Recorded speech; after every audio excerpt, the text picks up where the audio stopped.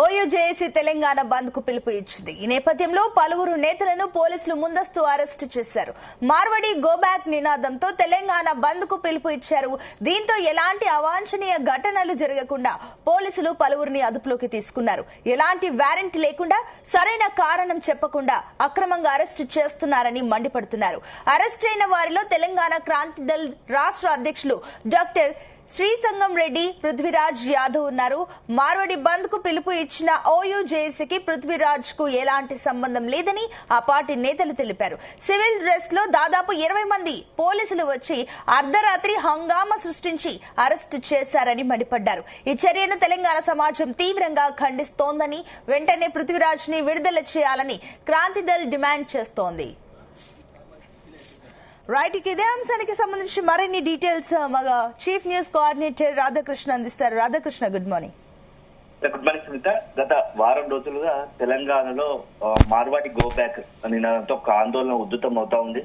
So ఈ రోజు మొత్తంగా కూడా ఆ నినాదం ఎత్తుకున్న వాళ్ళు తెలంగాణ బంద్ కు పిలుపునిచ్చారు. సో మార్వాడీల వల్ల తెలంగాణ స్థానిక యువతకు నష్టం జరుగుతుంది. అదే సమయంలో కొన్ని సామాజిక వర్గాలు మార్వాడీల వల్ల దెబ్బతింటున్నారు, ఆర్థికంగా జీవనోపాధి కోల్పోతున్నారు అని చెప్పేసి కూడా వాళ్ళు ఒక రకంగా ఆందోళన నిర్వహించారు. ఈ మధ్య కాలంలో వారం రోజులుగా కూడా వాళ్ళు ప్రతి సందర్భంగా వచ్చినప్పుడల్లా వాళ్ళు ఆందోళన ఉద్ధృత చేయడం, కొంత ఈ రోజు బంద్ పిలుపునిచ్చారు. సో ఈ రోజు రోజుకు పరిస్థితులు చేదాటిపోతున్నాయని తెలుస్తా ఉంది. ఒకవైపు మార్వాడి గో బ్యాక్ నినాదము ఉధృతం అవుతుండడంతో ఈ రోజు తెలంగాణకు సంబంధించిన ఓయూజేఏసీ విద్యార్థులు కూడా ఓయూజేఏసీ తెలంగాణ బంద్ పిలుపునిచ్చింది. బంద్ లో భాగంగా పలువురు అంటే ఇప్పటికే వరంగల్, నల్గొండ కొన్ని జిల్లాల్లో యాక్టివ్ గా బంద్ లో పాల్గొనడానికి సిద్ధపడుతున్న క్రమంలో ఈ యొక్క నినాదం మొత్తంగా కూడా రాజకీయ రంగులు పులుముకుంది. అదే విధంగా ఒక రకమైన అంటే టెన్షన్ వాతావరణం సృష్టించే పరిస్థితులు ఏర్పడింది. ఎందుకంటే ప్రశాంతంగా ఉంటున్నటువంటి తెలంగాణలో ఇప్పుడు మార్వాడి గో బ్యాక్ అనే ఒక నినాదము శాంతి భద్రతల సమస్యగా తలెత్తే ప్రమాదం ఉందని చెప్పేసి కూడా కొంత ఇప్పటికే ప్రభుత్వం భావించింది. దీంతో వెంటనే అప్రమత్తమైనట్టు అంటే వారం రోజుల్లో చూస్తూ చూడనటువంటి కొంత పట్టించుకోనట్టు కనిపించినటువంటి ప్రభుత్వం ఇప్పుడు ఉన్నట్టుండి గత అర్ధరాత్రి ఎప్పుడైతే ఓయూజేఏసీ తెలంగాణ బంద్ కు పిలుపునిచ్చిందో అలర్ట్ అయింది. సో ఆ పిలుపు నినాదం ఇచ్చిన వ్యక్తులు ఎవరైతే ఉన్నారో ఆ కీలక మొత్తంగా ఈ ఉద్యమం వెనుక తెర వెనుక ఉండి ఎవరు నడిపిస్తున్నారో వాళ్ళందరినీ కూడా గుర్తించి ఒక్కొక్కరిని అరెస్ట్ చేస్తూ వచ్చారు. సో దీంతో భాగంగా ముఖ్యంగా ఓయూజేఏసీ విద్యార్థి తిరుపతి, అదేవిధంగా తెలంగాణ షామ్ ఇద్దరిని అరెస్ట్ చేశారు. సో వీరితో పాటు అరెస్ట్ చేశారు. సో వీటితో పాటు తెలంగాణ క్రాంతి దళ్ రాష్ట్ర అధ్యక్షుడు పృథ్వీరాజ్ యాదవ్ ను కూడా అర్ధరాత్రి 2 గంటల సమయంలో పోలీసులు అరెస్ట్ చేశారు. సో ఇతని అరెస్ట్ పట్ల కొంత తీవ్రంగా వ్యతిరేకత వస్తుంది. కొంతమంది తెలంగాణ ఉద్యమకారులు కావచ్చు, అతని సన్నిహితులు కావచ్చు, ఇతరత్ర అందరూ విద్యావంతులు కావచ్చు అతని అరెస్ట్ ను తీవ్రంగా ఖండిస్తున్నారు. ఇలాంటి అరెస్టు వారెంట్ లేకుండా పృథ్వీరాజును ఎలా అరెస్ట్ చేస్తారు? తెలంగాణ ఉద్యమంలో కీలక పాత్ర పోషించారు, తెలంగాణ ఉద్యమంలో ముందు నడిపించాడు, యువతకు మార్గదర్శకంగా నిలిచాడు.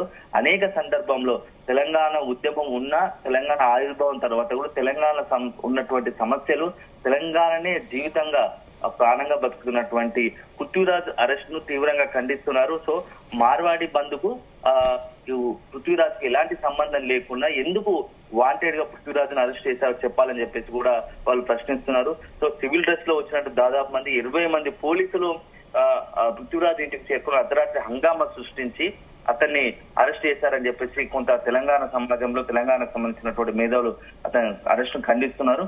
సో వెంటనే పృథ్వీరాజును విడుదల చేయాలని చెప్పేసి కూడా తెలంగాణ క్రాంతి దళ్ కూడా డిమాండ్ చేస్తా ఉంది. ఒకవైపు ఇలా కొనసాగుతుండగానే మరోవైపు మాత్రం ఈ యొక్క మార్వాడి గో బ్యాక్ నినాదానికి సంబంధించి మాత్రం ఇంకో వర్షన్ అంటే ఈ నినాదం సరికాదు.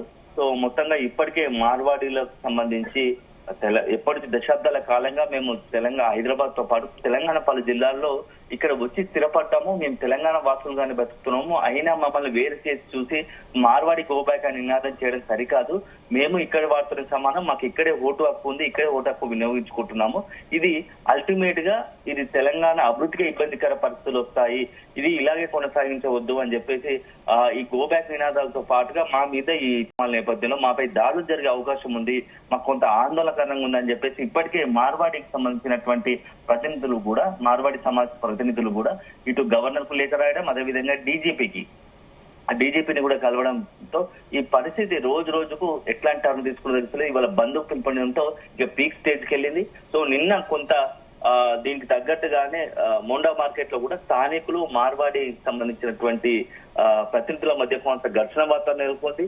సో మొన్నటి వరకు కేవలం మాటలకే పరిమితమైనటువంటి యొక్క ఏదైతే వారిని ఒకరికొకరిపై విమర్శలు ఆరోపణలు చేసుకున్నటువంటి ఇప్పుడు మార్వాడి గో బ్యాక్ నినాదం సంబంధించినటువంటి ఇటువైపు ప్రతినిధులు కావచ్చు, అటు మార్వాడి ప్రతినిధులు కావచ్చు, నిన్న మోండా మార్కెట్ లో మాత్రం ఇద్దరు ఒకరికి ఒకరు దాడి చేసుకున్న పరిస్థితి వచ్చింది. దీంతో ఉద్రిక్త పరిస్థితులు తలెత్తాయి. సో ఇదే కాకుండా నిన్న మరొక అనూహ్య పరిణామం జరిగింది.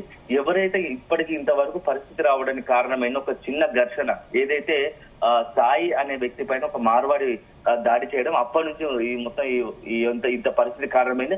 అలాంటి బాధితుడు సాయి నిన్న బహిరంగంగానే వచ్చి నాకు మార్వాడిలతో సంబంధం లేదు, మార్వులతో నాకు ఇలాంటి ఇబ్బంది లేదు, నాపై దాడి చేసిన మార్వాడిని మాత్రం అరెస్టు చేయండి, ఈ మార్వాడి గో బ్యాక్ నినాదానికి మార్వాడి సంస్థలకు సంబంధించినటువంటి ప్రతినిధితో ఘర్షణ వాతావరణం ఏర్పాటు చేసే పరిస్థితి లేదు, నాకు సంబంధమే లేదు, నన్ను ఎవరైతే దాడి చేస్తారో అతను అరెస్ట్ చేస్తే చాలు అని చెప్పేసి నిన్న ప్రెస్ మీట్ పెట్టి బహిరంగ మాట్లాడడంతో ఇదంతా కూడా మరొక టర్న్ తీసుకుంది. సో దీని వెనుక అసలు ఏం జరుగుతుందో తెలియని పరిస్థితి.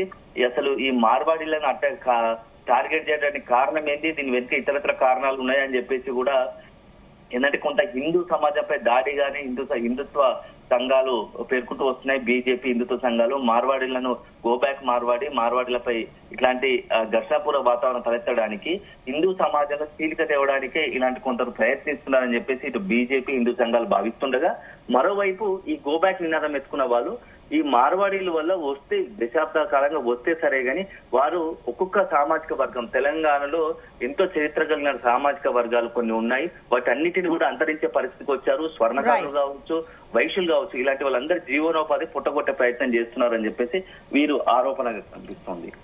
Right Radhakrishna, thank you.